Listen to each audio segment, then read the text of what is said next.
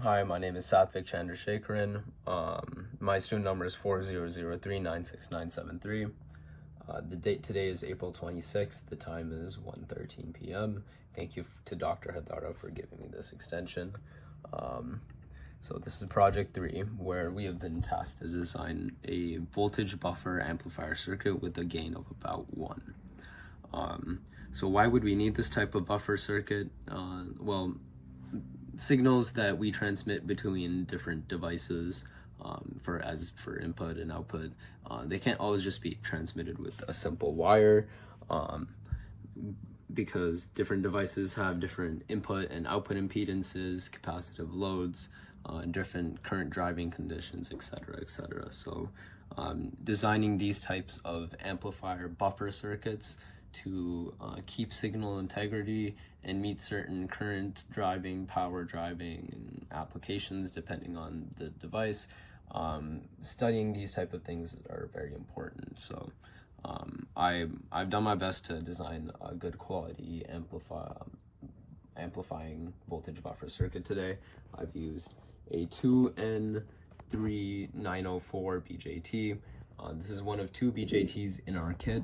The other one is the 906, which is a PNP, which can also be used, to my knowledge, to build the same type of circuit. I'm pretty sure that it would just be the configuration around the PNP that would have to be different, obviously, because the emitter is up here instead of down there, and the polarities are different within it. But to my knowledge, it should, with just a little bit of reconfiguring, this should work with the PNP as well. But I chose the NPN just for simplicity's sake, with the standard these type of circuits that you see.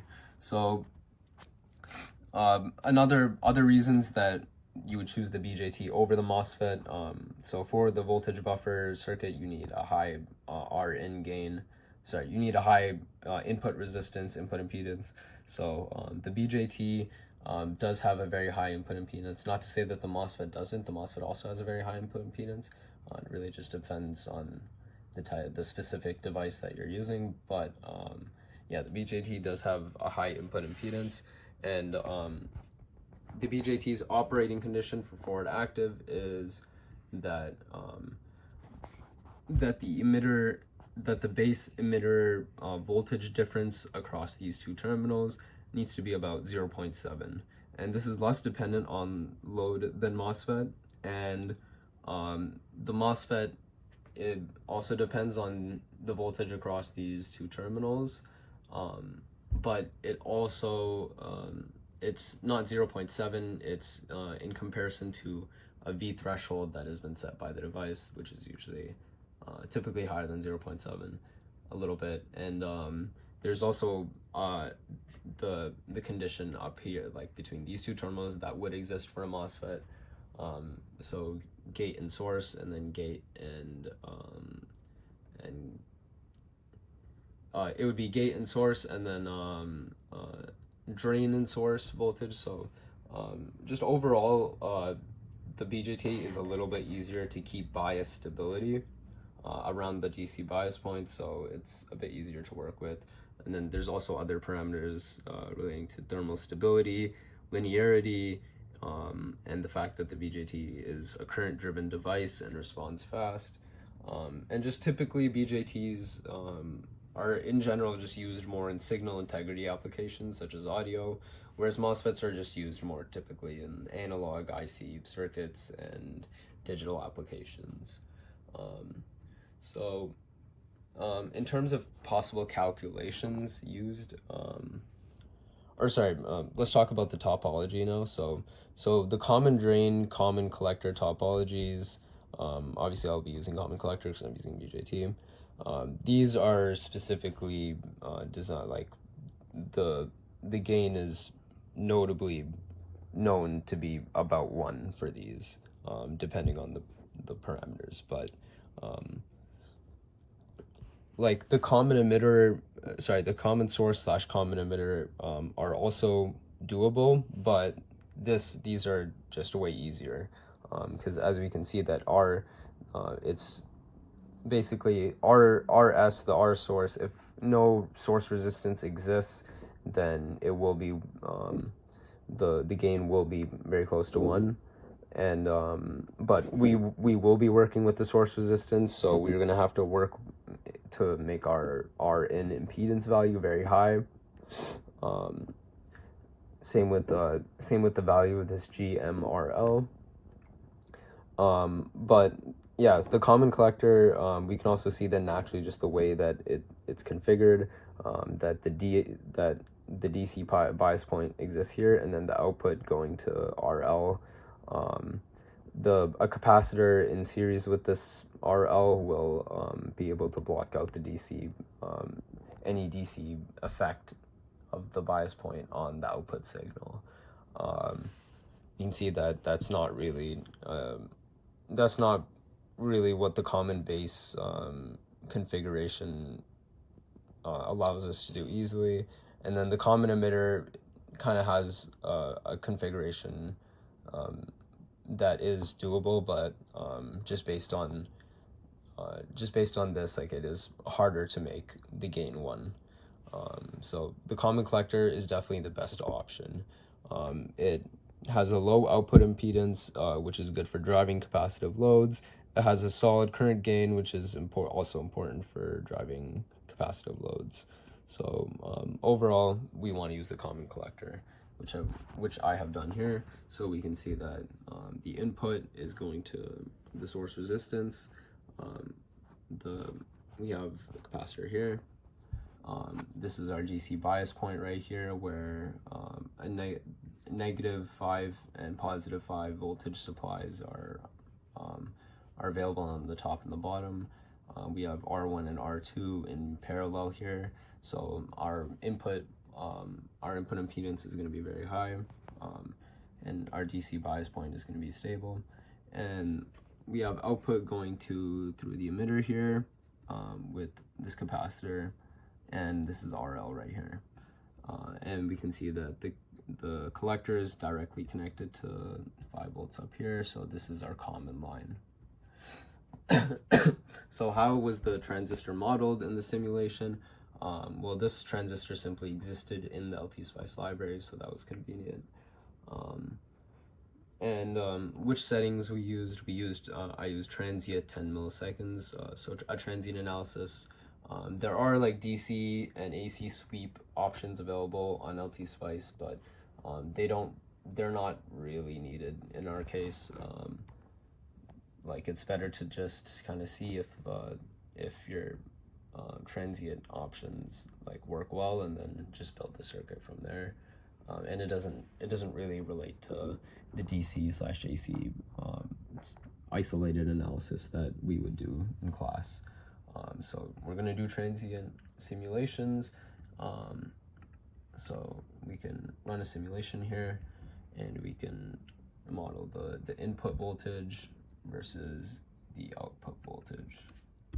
And we can see here that off the bat, the signals look nearly identical, so that's a good sign. We can zoom in a bit here, and we can see that the peak value here is about 500 millivolts, which it should be. And the peak value about here is 4.85. So the project requirement requires a gain of at least 0.9 with less than 10% attenuity. So that means that the minimum allowable value for V out is 450 millivolts. So we're working with 485 millivolts from our simulation. So this is 90%, so 485 is about 97%, which is quite good. And even we can see here that it's just the first, it's kind of just like initially that this big of a gap exists, and even later, kind of near the end of the 10 milliseconds, that the gain is actually even better. It's 4.91 up here, which is about 98%. So from the simulations, it looks like this schematic is going to work excellent. So so some other parameters that we can look at, we can look at the voltage difference across the emitter, the base node and the emitter node, to see that if we think it's gonna be stable at the operating condition that we need. So this is NO4, this is NO5. So let's run it. NO4 minus NO5. And yeah, so we can see it's operating at about from a range of 6.91 to 6.84. So initially this is a little bit less than 0.7, so I was a bit concerned, but from my research, it seems that like 0.7, it really doesn't have to be exactly 0.7. There is like a range usually between 0.6 to 0.7. It just depends on the transistor. And so I was, from my research, I found that like this would probably be fine, and like that it would probably operate quite well, and that I would just have to build it and then find out if maybe the resistor values would need to be adjusted to make sure that it's like solidly at 7. And then let's see, other parameters. We can also look at the current through the input current right here. So we can see that it's about 12 microamps. And so if we do 0.5, which is our input voltage, over the input current, we can see that we have a total input resistance about 41.6 kilo ohms, which is very good. That's a lot more than 10k ohms, which is kind of what we needed. And I just realized that I kind of forgot to discuss calculations, so I'm gonna do that very quickly. So you could take this allowed input signal range formula right here and calculate the transconductance value, because the transconductance value is not like a set parameter for the BJT. It's kind of more depending on thermal voltage and like the setup around it. But yeah, you could use that, and then you could put it in here and then kind of calculate for the R in range that you need. You would probably get something around like 10k ohms, that like, oh, you need an R in greater than 10k ohms. But you can kind of already just tell that looking at this part of the equation right here, that you're going to need a very high input resistance, as high as possible. So we have achieved that. So yeah, and now I'll show the physical circuit compared to the schematic. So we're going left to right here. So the input signal is right here, this blue wire right here, and my scope 1 is measuring the input signal. This is the 100 ohm source resistance right here. This is 3 capacitors in series with each other. You can see here I had 200 nanofarads. Before I had 100, and I just noticed that when I increased it a little bit more, it improved the performance of the gain a little bit. And then when I was here, I noticed that 3 also improved the gain very slightly, and improved the frequency, or improved the linearity of the circuit a little bit by using 3 instead of 2. So yeah, I have 3 capacitors in series in parallel with each other here, which has like a series effect of, so these are 104s, which will add up to 300 when they are in series with each other. So this takes us to the DC bias point right here. So it's one node that is connected to the base and connected to these 2 resistors. So this wire here takes us here. So the emitter is on the right here. We can tell from the orientation of the device. So this is pin on the data sheet. This is pin 1 on the right here, which is the emitter.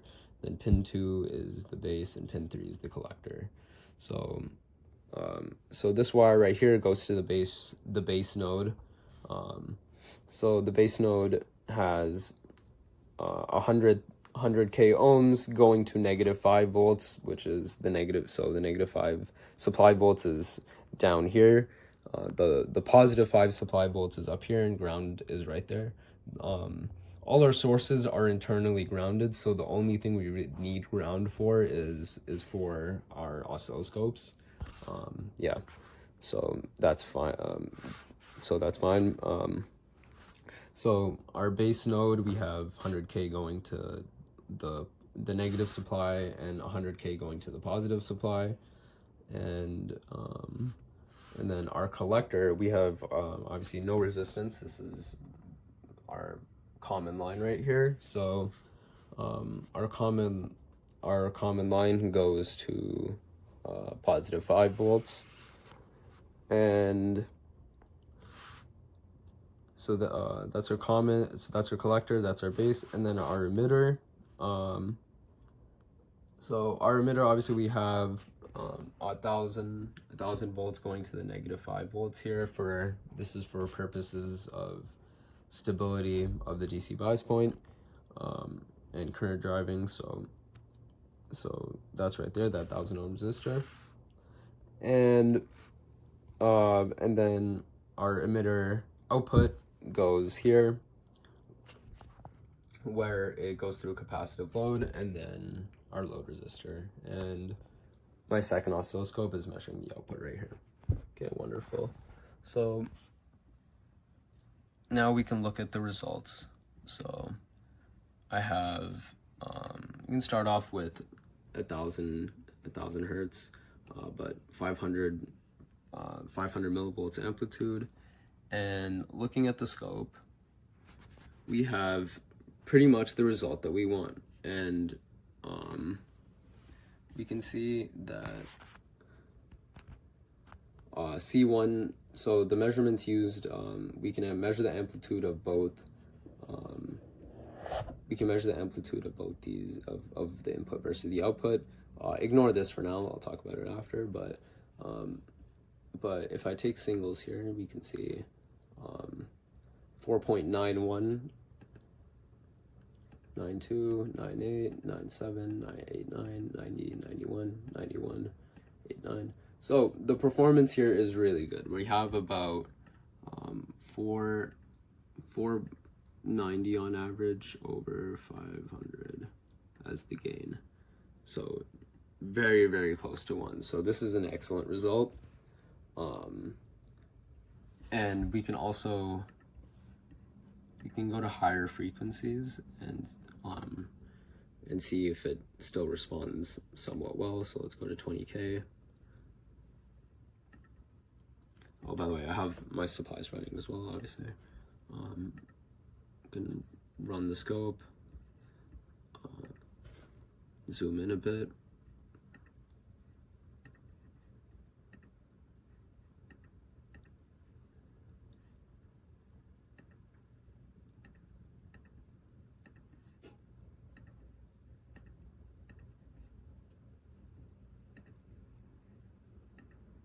Sorry, apologies.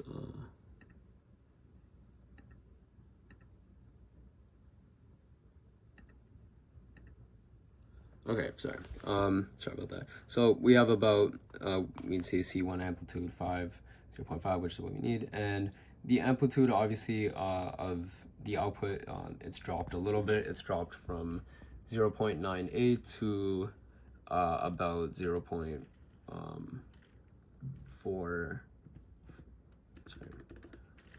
480 over 500. About 2% attenuation increase. So at higher frequencies, it's not quite as good. But like, this is on like a really small scale. Overall, it seems that it also functions pretty well at higher frequencies, which was the result of, which is what we wanted by choosing the BJT. So that's good. Another measurement we can take here is we can kind of measure the DC bias point. So if I take my oscilloscope 1 and put it at the base junction, this right here, which is connected to the base junction, and and then take this, oh shit, and then take the other side of the scope, which is right here, and then put it at the emitter junction.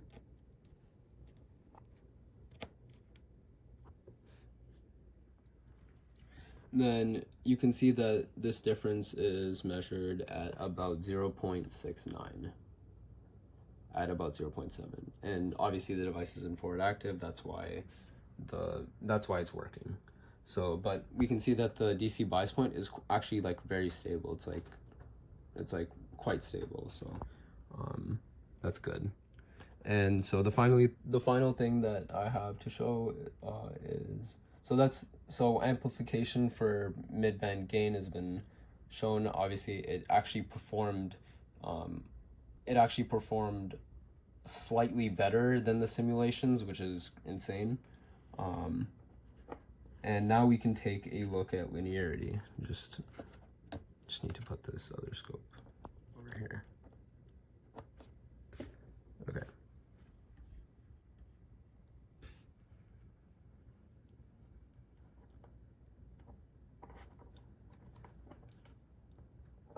Okay, so we can take a look at linearity now.